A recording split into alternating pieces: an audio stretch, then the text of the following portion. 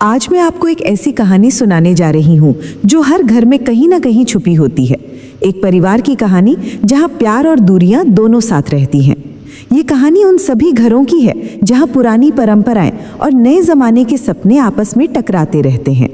राधा अपनी रसोई में खड़ी थी, गर्म चाय का कप हाथ में लिए। बाहर बारिश हो रही थी और घर में सन्नाटा था।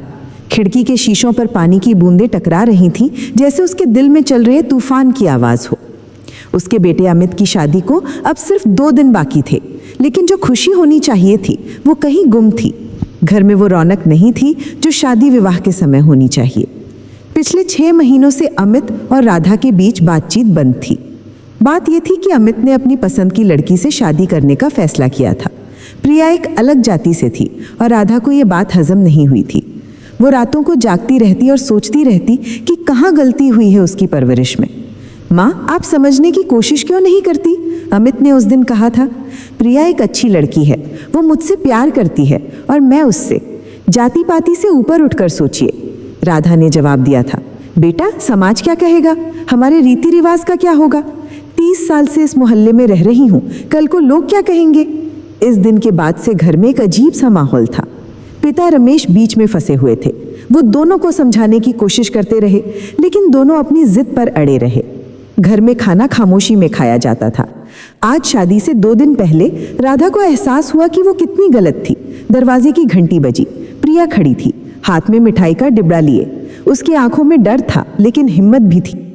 आंटी जी, मैं जानती हूँ आप मुझसे खुश नहीं हैं, प्रिया ने कहा, लेकिन मैं आपको विश्वास दिलाना चाहती हूँ कि मैं अमित का और इस घर का ख्याल रखूंगी। मैं आपका सम्मान करूंगी। राधा ने प्रिया की आंखों में सच्चाई देखी। उसे अपनी बहू में अपनी परछाई नजर आई। वो भी कभी इसी तरह अपनी सास को मनाने आई थी।